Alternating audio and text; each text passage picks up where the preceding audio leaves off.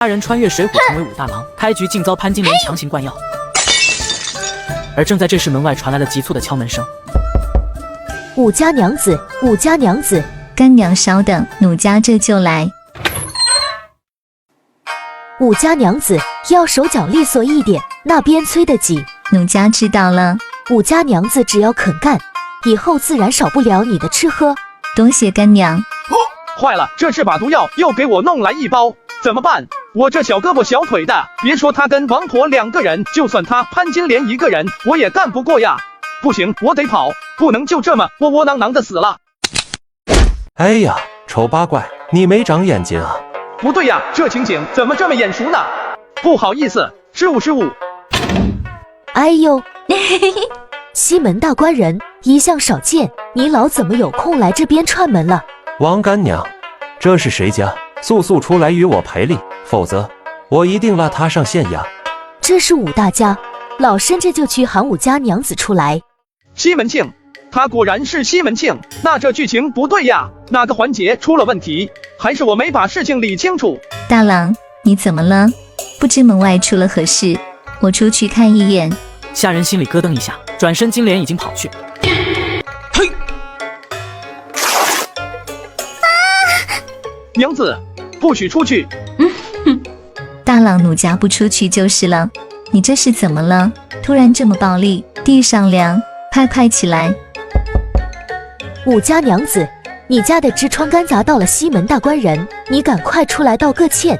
娘子，不许出去！好的，奴家不出去。大郎，你先起来好不好？潘金莲很轻松地把武大扶了起来，看看自己的小身板，再看看身高1米7的潘金莲，那强烈的反差让下人都感到自惭形秽。潘金莲在没有遇上西门庆之前，没给武大郎戴绿帽子，就说明这女人还是有底线的。不对，那刚才给我喂的药又是怎么回事？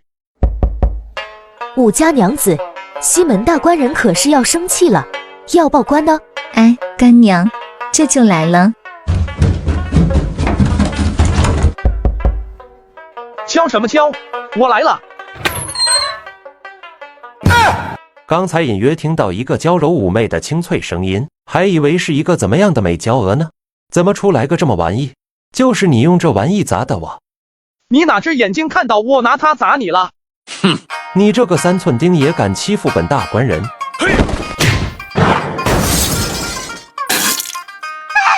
大郎，你没事吧？我说呢，原来美人在此，虽然只是侧身，应该也是不可多得的美人。下人看到西门庆眼冒金光地盯着潘金莲，心中一惊。坏了，只要被他看到潘金莲的美色，潘金莲只怕真要把我毒死了。下人急中生智，连吐几口鲜血，一点没浪费，全抹在了潘金莲脸上。这下安全多了。西门官人，你怎么可以下这样的狠手？卧槽，这他妈简直是一个夜叉王！他砸我一下，我踹他一脚，扯平了。武大呀，你小子实在是不长眼哦！既然敢得罪西门大官人，你还想在阳谷现货吗？王婆婆，大郎都已经伤成这样，你怎么还在那说风凉话？武家娘子啊，你可要想好了，得罪了西门大官人，你们家可要大祸临头了，到时候你还得来求我老身把这件事摆平。大郎，刚才那碗药将你给打了，我再给你熬一副，一会请郎中给你看看。这厮下手太狠，前天你被泼皮打一顿，也没有吐血呢。我的好好理这个思路，好像跟我想象的大不一样。大郎，你不好好躺着，又要做什么？我要上厕所。人有3急，你总不能叫我尿床上吧？尿这里，你不要动，奴家伺候你。下人猛了，这回彻底的猛了。这样美丽的女子竟亲自伺候自己上厕所，只感觉下半身一凉，然后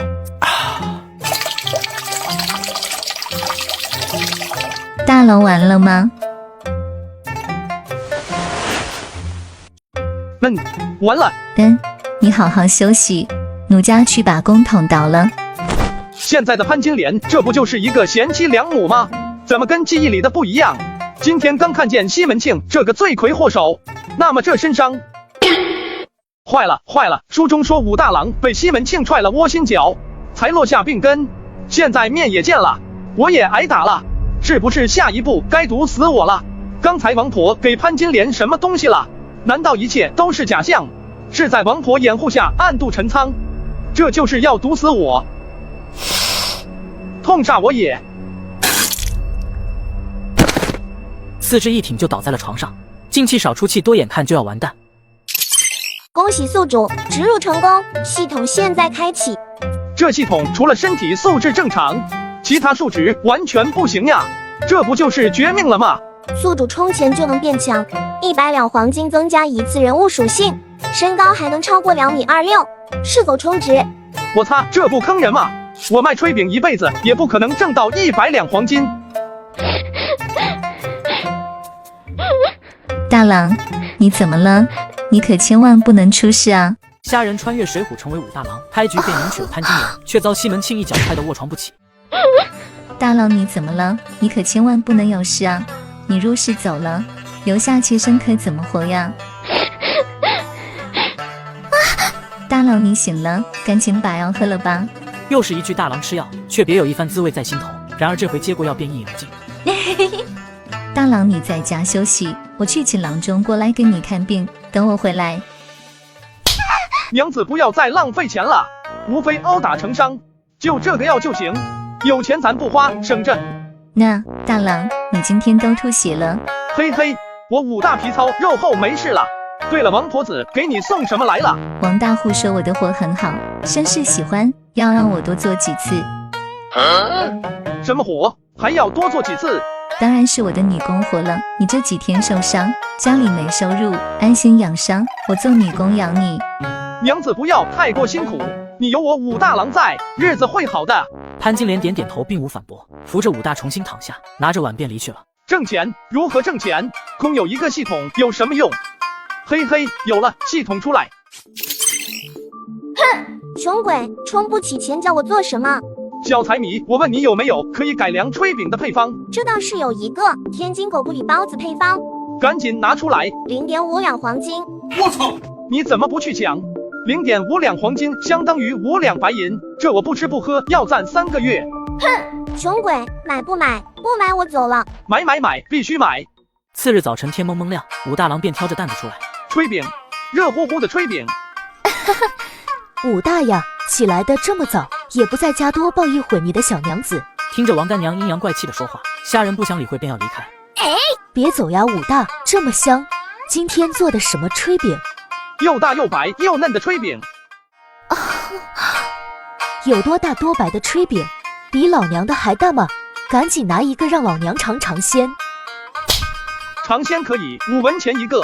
哼，守财奴，你这一辈子发不了财。王干娘只能用5文钱买到一个炊饼，咬上一口，眼睛一下直了，狼吞虎咽的吞了下去。武大，再给我来10个炊饼。而这时过往的行人也闻着香味围了上来。这王婆子有名的吝啬鬼，竟然张嘴就买10个。王婆子快说，这味道怎么样？美味，简直就是人间美味。虾仁做的500个包子，在众人的你争我抢中瞬间消失不见了，盆子里的钱一层层往上增加。刚睡醒的金莲透过窗户目瞪口呆地看着眼前这一幕。哎呦我的妈妈呀！大郎太能干了。娘子起床了，下来数钱了。潘金莲如梦初醒，慌忙地跑下楼。虾仁挑着担子往回走，忽然看到一家成衣店。自家娘子出门就这一件衣服，洗了衣服在家都没得穿。以前没钱买不起，现在有钱了，自家娘子就该打扮一下。嘿，出去！就你这鬼样子也往里面钻，弄脏了地板你赔得起吗？3寸钉滚出去！大郎，要不我们走吧？金莲，你不想买衣服了吗？衣服奴家倒是想买，可见店小二的态度，奴家害怕又生了是非。娘子，他就是狗眼看人低，老子早晚让他高攀不起。说你呢，臭矬子，弄脏了地板你赔得起吗？再往里走，小心抓你去见官。也小的错了，你往里边走。你不怕我弄脏你的地板了？瞧我的脏臭嘴，小的有眼不识泰山。您老请。潘金莲被成衣店的衣服弄得眼花缭乱，以潘金莲的美丽的身段，不管穿上哪一件都是极为合适。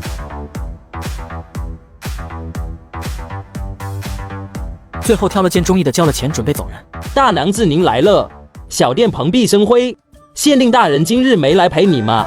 县令夫人，县令大人40出头，夫人也就20出头吧，这才是老牛吃嫩草。这时一阵风吹来，顿时一股浓烈的狐臭从县令夫人身上弥漫开来，猝不及防的武大差点都要捂鼻子了。这是店里最新款的香囊，用的都是宫中的配方，您闻闻。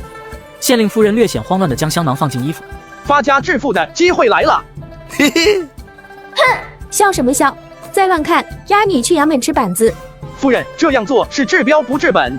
哼，一个挑担卖货的，懂什么？一边待着去。我这小商贩别的本事没有，却专门会治疑难杂症。此话让县令夫人心中为之一动。她原本是汴京城大户千金，就因这爆裂的狐臭嫁不出去，不得已给个阳谷县令当了记事。敢问先生，真有治疗的法子吗？嘿嘿，当然是有的。哎，我当年救过一个重伤老者，他乃是龙虎山张天师嫡传弟子，为答谢救命之恩，传我10道专治疑难杂症的偏方，绝对药到病除。龙虎山张天师可谓惊天动地，县令夫人美眸瞬间亮了起来。只可惜呀，牙行说我没有师承，不给牙帖。娘子不信便当我没说。先生慢走，我还没走远呢，赶紧叫我，赶紧叫我。不知先生治我需要多少银钱？虾人故作沉吟，实则在呼唤系统出来看病。小财迷快快出来！哼，穷鬼，1两黄金兑换推拿汉疗补充1方，不间断推拿3天3夜方可治愈。哼，知道你没钱，再见。30两黄金，药到病除。先生留下地址，这就派人将银钱送到府上。3天后，小人亲自送药上门。真真假假忙活了3天，一个散发着香气的药丸现身了。武大叮嘱潘金莲看好家，同2名看门的差人来到县衙。先生，制作好了吗？这个药丸只要服下去，配合我的推拿之术，期间会全身大汗淋漓，汗如琼浆。还请大娘子命人准备热水，以防风邪入体，3天后即可见效，永不复发。我知道了，先生随我进来吧。先生，这样你看行吗？大郎，奴家给你带了点心，你尝尝。呀！金莲，你怎么来了？大郎，你要推拿3天3夜，奴家在家思来想去，害怕夫君的身体吃不消，特意过来伺候夫君。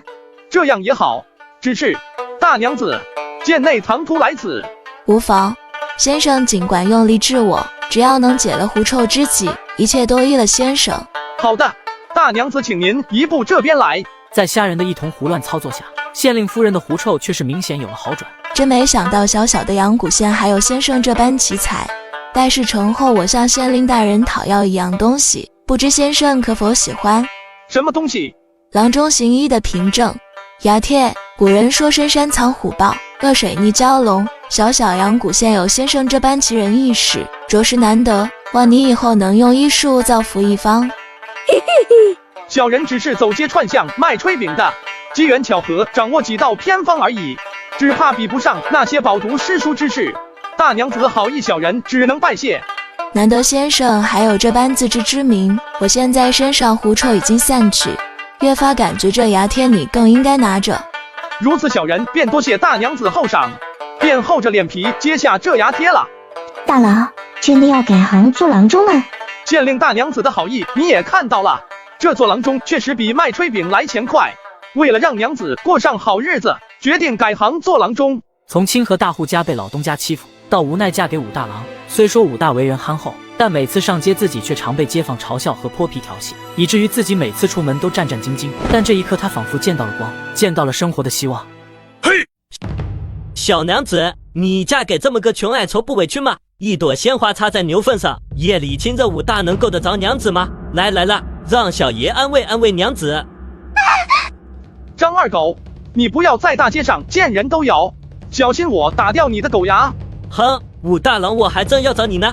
听说你该做肉馅馒头发财了，一个3寸钉也花不了几个钱，快拿出来孝敬爷们，免得挨揍。潘金莲被吓得小脸发白，娇躯一个劲的颤抖。要知道这几个人上次可是直接给武大打得卧床不起，就连报了官也是不了了之，而武大此刻却是仿佛吓傻了般定在原地。童娘赶紧出来！少林36弹腿，里面含36路技法，金刚脚、铁扫把、贴膝盖3种绝学，耗费10两黄金，是否兑换？兑换兑换。有了少林腿的加持，只是3两下的功夫，几个泼皮就被武大全部干倒。武大，你竟敢打人，我们这就去官府告你去。你们没有我还要去告官，那老子就给你加点料，让你们告狠一点。哎呀，小娘子，这么巧呀！大郎，救我！哎呀，金莲小娘子，你就别喊了，你家那个3寸钉保护不了你。今天从了我，以后给你吃香的喝辣的。大官人，请你自重，奴家已有家室，请你就放过奴家吧。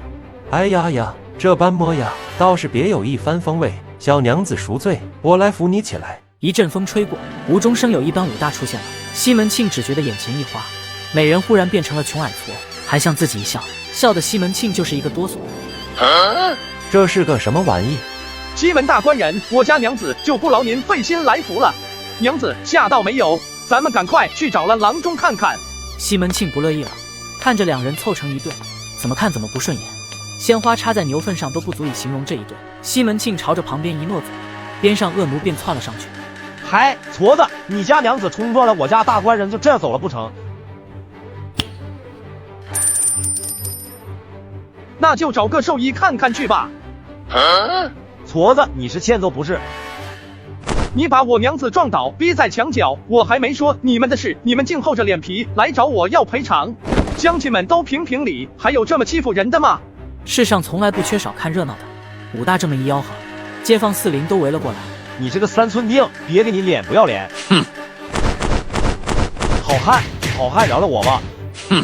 青天白日，朗朗乾坤，你们竟敢当街碰瓷！你们再闹，咱们去见官！武大这么一闹，西门庆气势上便弱了3分。说人家娇滴滴的小妇人撞了自己，真上了公堂就是赢了，只怕也要落了面子，惹人笑话。我西门庆在阳谷县可是有头有脸的人，不能给这光脚的市井刁民一般见识。好了好了，今日的事就此作罢。吓跑了西门庆，武大开开心心地走在街上。潘金莲只感觉今天阳光好像明媚了些许，跟在武大身后腰杆也不由得直了许多。怎么感觉你跟以前不一样了呢？哪里不一样了？你让奴家说，奴家确实说不上来，但就是感觉不一样了。娘子，你会慢慢发现你的夫君跟以前越来越不一样，不会让别人再欺负娘子了。多谢夫君，奴家回去就给夫君烧水搓澡洗脚，让夫君好好歇息歇息。去找今天闹事的那几个泼皮，给些银钱，驱使他们去找那3寸钉的麻烦，再查一查那3寸钉的底。慢走！你要做什么？我是西门大官人的跟班。西门大官人在阳谷县那可是如雷贯耳，几个泼皮立刻行礼。不知大官人有何差遣？报上名来。小的因为行事狠辣难查，江湖尊称这恶狗，本命欲保释，绰号显道神。原来是南京老大，这5两银子给你做买酒钱，喝了酒就拿出你的本领，好好教训教训那个武大郎，别弱了南街老大的威名。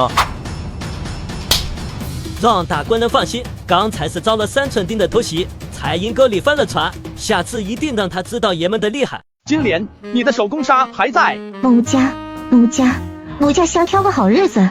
挑什么挑？今天就是好日子。以前虽同在一个屋檐下，但心中却是充满无奈与伤感，不愿对武大多看一眼，只尽本分而已。现在却不时朝武大飘去一眼，飘着飘着人也不经意间靠了过去。武大郎，见你才刀一用，滚！哼！只见一个花子头直勾勾地看着潘金莲，眼睛似乎就要钻进潘金莲的衣服里。好美的小娘子！竹竿一敲响叮当，恭喜发财又健康。今日下老上门讨，希望老板大大有方法。看着武大郎无为所动，叫花子直接话锋一转，再次唱道：我讨饭不奈何，明年老板不如我。莫说我瞎看不见，你不是上吊就跳河。老太爷行行好。潘金莲何时看过这种阵仗，直接被吓得俏脸发白。这是来捣乱来了。木匠的斧子，厨子的刀，光棍的行李，大姑娘的腰，各行有各行的规矩，这是存心想坏了规矩。你是想跟我去你们堂口讲讲理，还是想去江湖上讲讲理？哟呵，没想到还是行家。不过您得罪了不该得罪的人，今天这一关你死躲不过了。兄弟们，抄家伙！哗啦啦，外面10几个人便挤了进来，人手一根打狗棒，整齐地戳在地上。请老爷上晚饭。武大，线上的朋友叫我等给你见血，你可破财免再拿100吊钱。爷们转身就走，否则就你这小胳膊小腿折断了。别怪爷们狠心，如花似玉的小娘们变成了花婆子。别怪爷们不讲怜香惜玉，爷还缺一个花婆子呢。嫁给武大郎好歹还能过个正常日子，成了花婆子这辈子还有指望吗？想到这里，潘金莲浑身颤抖了起来。娘子别怕，有我呢。这3寸钉竟然小跑，兄弟们给我追！娘子站好了。安置好了潘金莲，武大郎彻底没了后顾之忧。少林36路连环腿直接轮开，对着叫花子的下3路就发起了猛攻。眨眼之间，几个叫花子便倒在地上惨叫不止。旁边的潘金莲直接看呆在了原地。太猛了！小心！只见花子头一个力劈华山，奋力朝着武大面门抡去。登天脚！好汉饶命，小的有眼不识泰山，请好汉高抬贵手，饶了小的这一回吧。你叫什么名字？受何人指使来找我的麻烦？小的名叫马三，受朋友想要给他出口恶气。好汉做事好汉当，好汉有火冲我发救星。小的绝不会出卖朋友，还请好汉将我的兄弟放了，要杀要剐我一人担着。想不到这马3名不见经传，倒有几分骨气，把手伸出来。好汉是穿掌钉还是掌心刀尽管来辨识？金莲，可以回家了。大郎，你简直太棒了！哎呀呀，多好的小娘子，可惜便宜了那个3寸钉。别羡慕了，再看也不是你的，那白白嫩嫩的脸蛋子你就是摸不着。你这些老娘的倒是能让你摸着。还是金莲小娘子的好一点。包在老奴身上，还请王干娘自重。大郎，咱们回家吧。穿掌钉还是掌中刀，好汉尽管来辨识。你走吧。多谢好汉。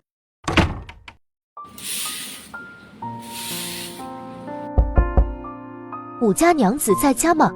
是干娘来了。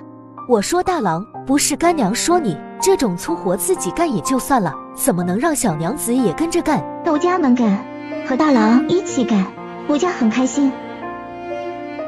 小娘子，你赶紧去洗手，别把这料子弄脏了，你可担待不起。只要做的满1工钱，足2两银子呢。王婆趾高气扬，居高临下的吩咐着。2两多吗？我家大郎给花子治伤都花了5两呢。但潘金莲已经养成了逆来顺受的习惯，轻轻应了声。包裹里什么东西？还能是什么？当然是大户家的绫罗绸缎，平日里你连见都见不着。既然这样，那就拿到别处去吧。嘿，武大，你可别不知道好歹，足2两工钱见过吗你？没见过也不稀罕。现在开始，我家娘子不做任何女工，别什么乱七八糟的往我家拿，慢走不送。你不知好歹，卖这几个烂包子尾巴还翘上天了。老娘看你们什么时候饿死，跪着求老娘，老娘也不会再发慈悲。干娘，事情办得怎么样？小娘子什么时候能过来？哼，这武大郎看样子是起了疑心，死活不让潘金莲给别人接触。武大郎，挡老娘的财路，看老娘怎么玩死你！王干娘打算怎么做？这武大郎的包子只要卖不出去，他家里迟早要没米下锅，自然会跪着来求我。如何让他卖不出去？大官人，爬过来，我来告诉你。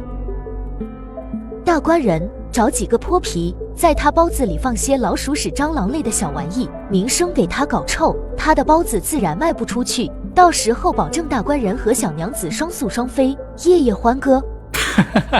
如此，那就有劳干娘了。大郎，你是不是恼奴家接干娘的活？你可是我的宝贝，捧在手里怕摔了，含在嘴里怕化了，怎会恼你？娘子放心，从今往后挣钱的事我来做。那奴家做什么？当然是管钱。男人是捞钱的耙子，女人是收钱的盒子。我会让娘子成为这个世界最幸福的女人。武大郎油嘴滑舌的情话，让红着脸蛋的潘金莲羞羞答答的低下了头。娘子，今天不做饭了，下馆子去。狮子楼阳谷县1顶1的豪华大酒楼，西门大官人产业之一。气煞我也！左等右等等不来好消息，却等来一个潘金莲和武大下馆子的消息。大人稍安勿躁。干娘，武大不出摊，这可如何下手？武大不出摊，那就不要出摊了，最好连门也不要出了。干娘有何妙计？派人盯着武大即可，到哪家店买东西，就让泼皮警告老板，看哪个老板还敢卖武大东西。高，干娘实在是高。大官人还可以让泼皮将武大家包子秘方偷出来，今后阳谷县老百姓再想吃包子，就只能来大官人您的狮子楼了。大官人记得美人有的秘方。金莲，走上街买个大床去。大郎，楼家睡地上就行，不用花钱再买床了。金莲，那怎么行？这钱咱不省。这什么意思？我订的罗汉床呢？武大，老板说了，天气不好，生意不好做，这是你的定金。武大，去别家做吧。走吧，去下一家吧。阳谷县3家家具行，结果竟然全部一样，没人敢接武大郎的活，就连潘金莲这个小女人也看出了端倪。大郎，有人不让他们做咱们的生意。再试试。两人市场转了一圈，竟然连根萝卜头也没买到。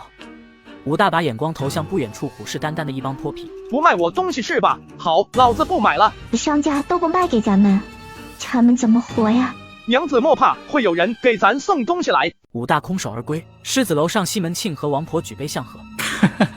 王干娘此计厉害，这就要恭喜西门大官人了，不久之后就可抱得美人归。回到家中，武大像没事人一般，潘金莲却是愁眉不展。娘子莫愁，家里粮油米面足够咱们半月使用呢。可坐吃山空，总有吃完的一天，家里剩的也就是3天包子所需的食材。娘子忘记为夫要改行了吗？改行？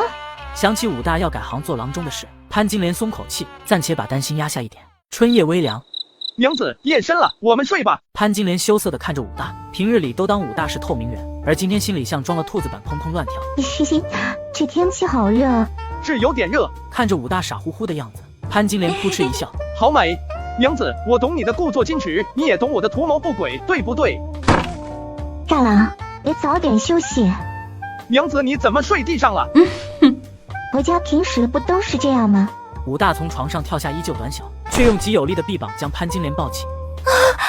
不要了，不要了，大郎不都说好了，我家不嫌弃。不嫌弃什么意思？武大恍然大悟。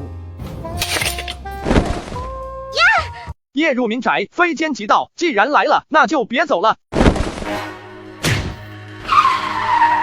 这身影怎么有点熟悉啊？3寸钉，是我一脚。两人们不作声，交手几个回。武大气高一招，别动，再动老子把你的脖子踩断。大郎，娘子不要过来，有贼已经被我抓到，你穿上衣服再掌灯过来，别让他占了你的便宜。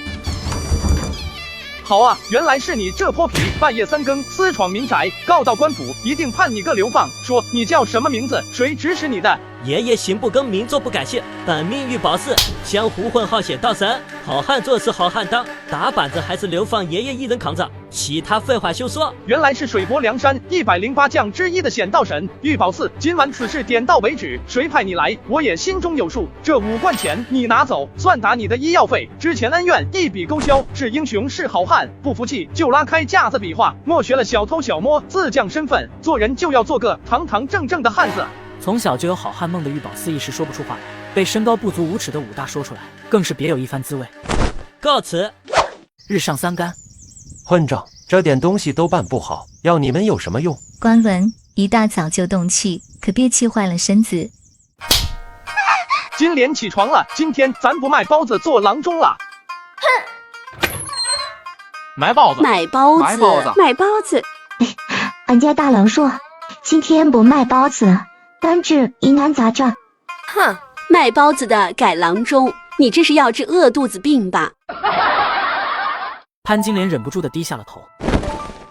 你们这些家伙有眼不识金镶玉，早晚让你们惊掉下巴。请问武大先生在这里吗？我就是武大，请问大娘子是要看病吗？天哪，就你这个3寸丁也是郎中？包子有肉不在褶上，肚里有货不在嘴上。你们是来看病的，还是来看我高矮的？哼，你要真是郎中，先把你的矮病治一治。你这丫头！大娘子，咱们还是走吧，只怕县令大娘子是给你开玩笑的，这里就是个包子铺，哪里看得了病？你这小丫头，我现在是郎中，不是卖包子的。这时一阵微风，武大就闻到一股和县令夫人似曾相识的狐臭味。大娘子看着眼前的郎中，一脸失望，转身就要走。到手的银子岂能飞走？走吧，走吧，离开了这儿，没人能治得了你的病。哼，你个3寸丁，会不会说人话？我本山间一村夫，有吃有喝有开心，狐狸为伴也算有，臭鼠之毛也算好。大娘子转身一走，忽然心头一动，藏头诗，我有狐臭，高人，绝对是高人。大娘子，怎么了？此人奇人异事，不可错过。卖包子的，现在可以看病吗？卖包子的不会看病，请移驾他处。武大先生，是你不会讲话，还请见谅，还请先生救我。大娘子，先让我为您把把脉。大事不好呀！先生，这是什么意思？病得很重呀，加上之前妄用药物，如今臭味已经入骨3分，难治呀。卖包子的，别玩你那套江湖把戏，我家娘子可是西门大官人正堂夫人，小心有你的好果子吃。既然是西门庆的老婆，不狠狠的再宰一下，都对不起西门庆。大娘子，你若不信我，尽管换别家。哼，没有你张屠夫，还只能吃带毛的猪不成了。春梅还不退下？这家伙就是春梅，那阳谷县是不是还有一个李瓶儿、金瓶梅，岂不是凑齐了？自己要是真成了武大郎，那可死都不能瞑目啊！武大先生，武大先生，我既然来到这里，还请先生用力治我，多少钱都无所谓。大娘子，说实话，入骨3分医治很困难，药材价格实在太高，大娘子请回吧。先生无妨，您尽管收便是。白银1000两，一套不间断水疗，推拿方可解除，另需您的侍女陪同协助水疗，她需言听计从。你怎么不去抢1000两？我不去。退下，再多嘴一句掌嘴，还请问先生何时能救我？3天后我到府上治你，保证一次治愈永不复发。好，一言为定。送走吴月梅，潘金莲慌忙地关上了门。大郎，你太厉害了，这1000两够咱吃一辈子。大郎，西门夫人送的这1000两银钱，你说这可让奴家怎么花得完呀？金莲，我要是说这银钱你1两都不能花，你会不会生气？奴家不生气，尽管处理便是。金莲，你就不问问我拿这些银钱做什么吗？一定有大用处，奴家不问。金莲，这1000两我会给你个大惊喜，慢慢的我就能变成高富帅了。金莲听着大郎变高富帅，眼里充满了惊喜。不骗人吧？相信你夫君的实力。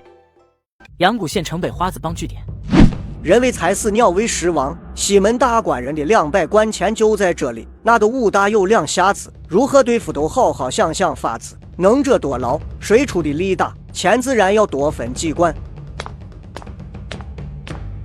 马老大，依我看不如这样。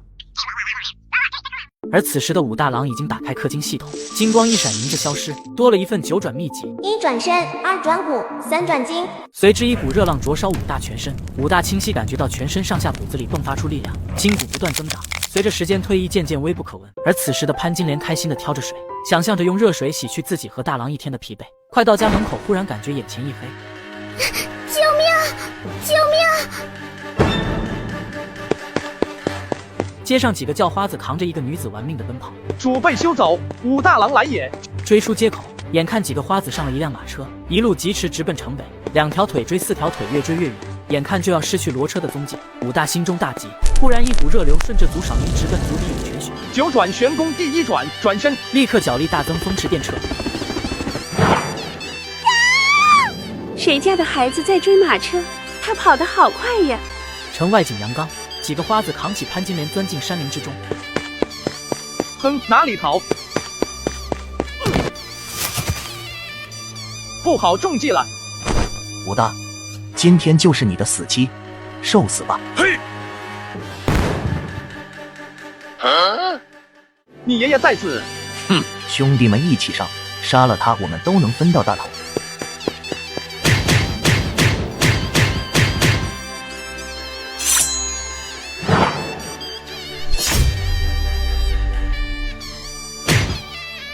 闪！乱棍打死他！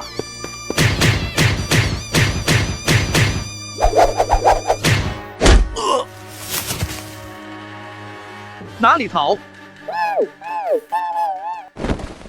金莲，你没事吧？金莲，快别哭了，他们是不是伤害到你了？吓死奴家了！娘子不怕，有大郎在，一定会好好保护娘子。武大会想起来更是后背发凉，慢一分自己完蛋，慢一步潘金莲就会落入这帮人手中，后果不堪设想。回去的路上，武大也深刻的意识到，猛虎也怕群狼，独行侠稍不留神，就算自己不出意外，身边的人也迟早被暗算。救命啊！救命啊！